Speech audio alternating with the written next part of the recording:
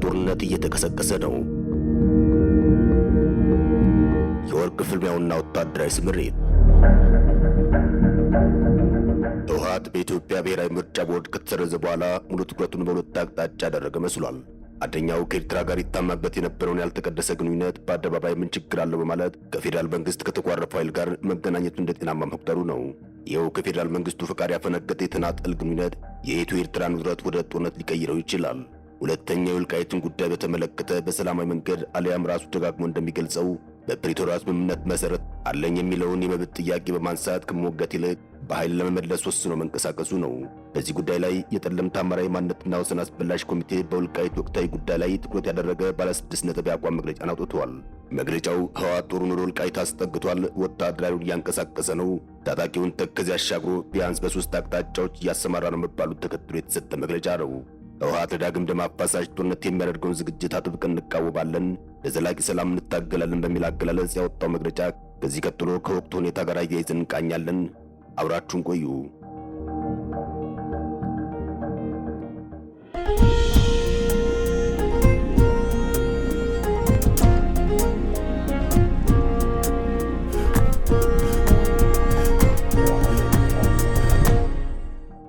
የህወሓት አዲስ ወታደራዊ እንቅስቃሴ። ከአዲሱ የህወሓት አስተላለፍ ጋር ተያይዞ የአስመራ አዲስ አበባ የቃላት ጦርነት በተጧጧፈበት በዚህ ሰዓት በወልቃይት በኩል ሌላ ውጥረት ተከስቷል። በእርግጥ የወልቃይት ውጥረት አዲስ ነገር ሳይሆን የተለመደ ነው። በወልቃይት ምድር ወቅት ጠብቆ የሚፈነዳ አንዳች ችግር አለ። እናም በወልቃይት ጉዳይ የሚሰሙ ሰበር መረጃዎች የሚጠበቁ እንጂ ብዛም የሚገርሙ ላይሆኑ ይችላሉ። ህወሓትና የተከዜ ዘብ በተጠንቀቅ ተፋጠው እንደሚገኙ በየጊዜያቱ የሚመጡ መረጃዎች ያመላክታሉ።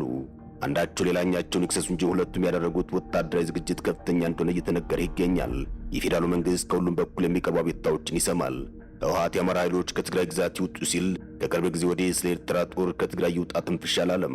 በአንጻሩ ኤርትራ ጦር ከኢትዮጵያ ግዛት ለቆ እንዲወጣ እየተጠየቀ የሚገኘው በፌዴራል መንግስት በኩል ነው።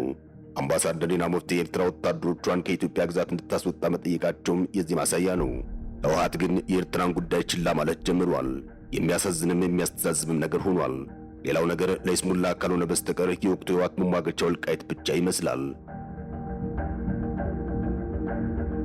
የተነገሩና ያልተነገሩ የታወቁና ያልታወቁ ፍልሚያዎች በወልቃይት በኩል ጀምረዋል። ለዚህም ማሳያው የአስመላሽ ኮሚቴው መግለጫ ነው። መግለጫው በወልቃይት ያለውን ሌላ ዙር ጦርነት ስጋት የሚጠቁም ሆኗል። የመግለጫው ዝርዝር እንዲህ ይላል። የጠለምት አማራ ህዝብ ለ3 አስርት ዓመታት በላይ የሚሻገር የመከራ ጊዜ አፓርታይድ አገዛዝ ተጭኖበት መቆየቱ የሚታወቅ ነው ይላል መግለጫው። ወደ ኋላ የችግሩ መነሻን ያለውን የህገ መንግስቱን ጉዳይ ያስታውሳል።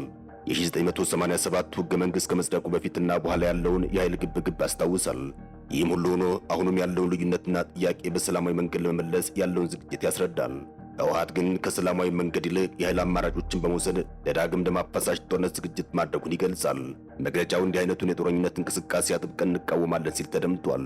ሁለተኛው የኢትዮጵያ ምርጫ ቦርድ ህግና አዋጅን በመጥቀስ ከግንቦት 6 2017 ጀምሮ ከፓርቲነት የተሰረዘው ህወሓት የፖለቲካና የታጣቂ ስምሪቶችን በመስጠት ላይ ይገኛል ሲል ወቅታዊ የህወሓት ወታደራዊ እንቅስቃሴን በመግለጫው አመላክቷል። ህወሓት በሽራሮ፣ በደደቤት፣ በደርባ አባይ፣ በአዲ ገብሩና በዛላ በኩል ሰራዊት አስጠግቶ እንደሚገኝ ተጠቅሷል። የወርቅ ዝርፊያውና ወታደራዊ ትንቅንቁ። የህወሓት አንዳንድ አመራሮችና ጀነራሎች በወርቅ ዝርፊያ ተሰማርተው እንደሚገኙ መነገር ከጀመረ ቆየት ብሏል። የአስመላሽ ኮሚቴ መግለጫው ይህንን ጉዳይ በመጠኑ ዳስሶታል። እንደ መግለጫው ከሆነ በጠለምት በረሃ፣ አርማደጋ፣ ደልድማና መሰል ቦታዎች የታጠቁ ኃይሎች ገብተዋል። ምስክር፣ አምበል ወይም ጻዳ ቀርኒ፣ ደገብረ አይና፣ ፍየል ውሃ የወርቅ ዝርፊያ ተባብሷል። በተጠቀሱት አካባቢዎች ወርቅ ማዕድን ቁፋሮ እየተካሄደ እንደሚገኝ ይነገራል። ቁፋሮ የሚካሄደው በህወሓት ትዕዛዝ ሰጭነት እንደሆነም በመግለጫው ተመላክቷል። በእነዚህ አካባቢዎች ብዙዎች እየተፈናቀሉ ይገኛሉ። በተለይ ዝርፊያ የሚካሄደው በወታደራዊ ታጅቦ በመሆኑ በአካባቢ ላይ ከፍተኛ ስጋትን ፈጥሯል። ህወሓት በወታደራዊ በመረጃና የፖለቲካ ኃይሉ የራሱን ስምሪት ወስዶ እየሰራ መሆኑም ተገልጿል። ይህም ዳግም ወደ ደም አፋሳሽ ጦርነት የመግባት የጥፋት ስምሪትና የቅድመ ዝግጅት አካል እንደሆነ እንገነዘባለን ሲል አስመላሽ ኮሚቴው ገልጿል። ህወሓት እያደረገ ያለው የፕሪቶሪያን ስምምነት በመጣስ መሆኑን በመግለጫው አመላክቷል። ህወሓት ፕሪቶሪያ ላይ ከፈረመው ባለ 15 አንቀጽ ሰነድ ውስጥ ሙሉ ለሙሉ ትጥቅ እንደሚፈታ ተዋጊዎቹም በሙሉ ወደ ተሃድሶ እንዲገቡ ያስገድዳል። ነገር ግን ይህ በአግባቡ አልተፈጸመም ሲል ከሷል። አያይዞም ወታደራዊ ስልጠናዎችን እየሰጠ እንደሚገኝ መረጃዎች አሉኝ ብሏል። ከዚህ ባሻገር ጦሩን እያስጠጋ እንደሆነም ገልጿል። ተከዜን አሻግሮ ባስገባቸው ታጣቂዎቹ ህዝብ ላይ ማንነት ተኮር በደል እየፈጸመ እንደሚገኝ በመግለጫው አመላክቷል።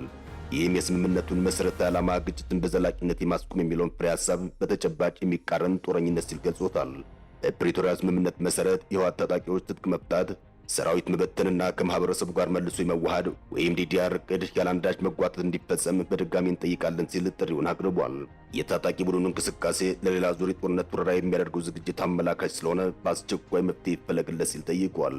የፌዴራልና የክልል መንግስታት ከዚህ በፊት በተስማሙበት መሰረት ለዘላቂ ሰላም ልማት ሲባል በትግራይና በአማራ ክልል አወዛጋቢ ተብሎ ከጠሯቸው አንዱ የጠለምት የአማራ ህዝብ የሚኖርበት 3 ወረዳዎችን ነው።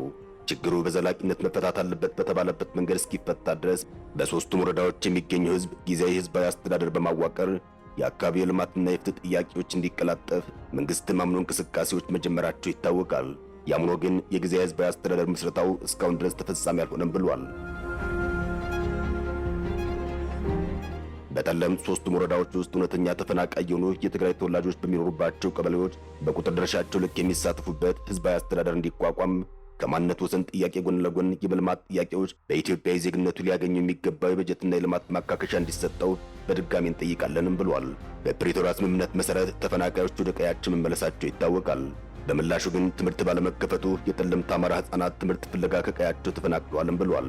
በመጨረሻም የጠለምት አማራ ህዝብ ለዘመናት ባሳለፈው የማንነት ትግል ነጻነት በነጻ እንደማይገኝ ከተግባር የተማረው እውነታ ነው ካለ በኋላም የህወሓትን ቀጣይ እንቅስቃሴዎችና ዕቅድ በመግለጫው አመላክቷል።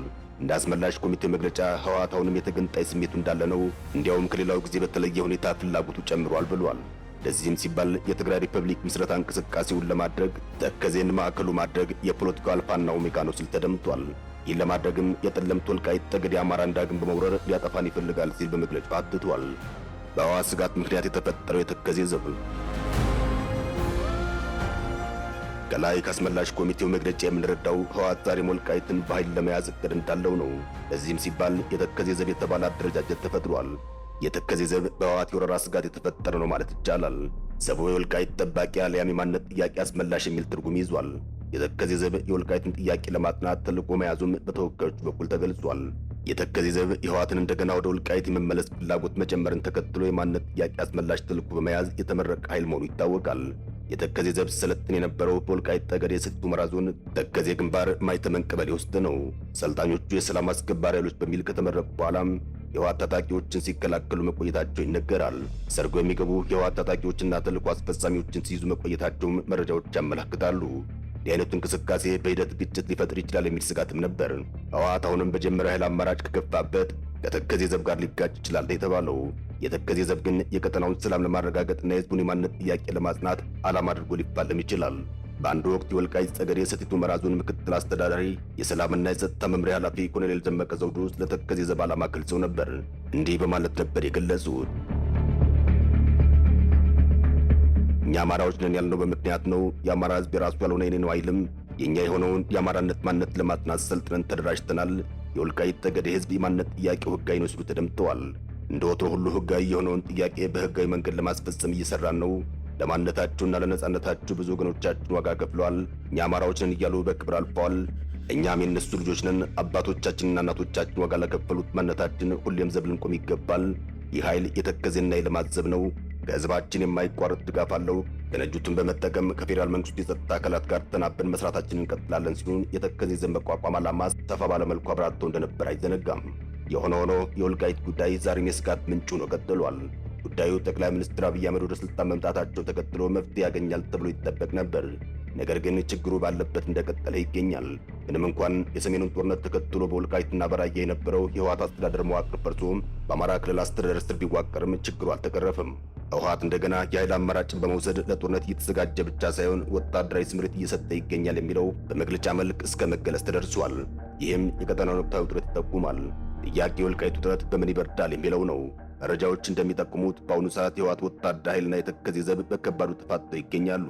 በጉዳዩ ላይ የፌዴራል መንግስት እርምጃ እየተጠበቀ ይገኛል።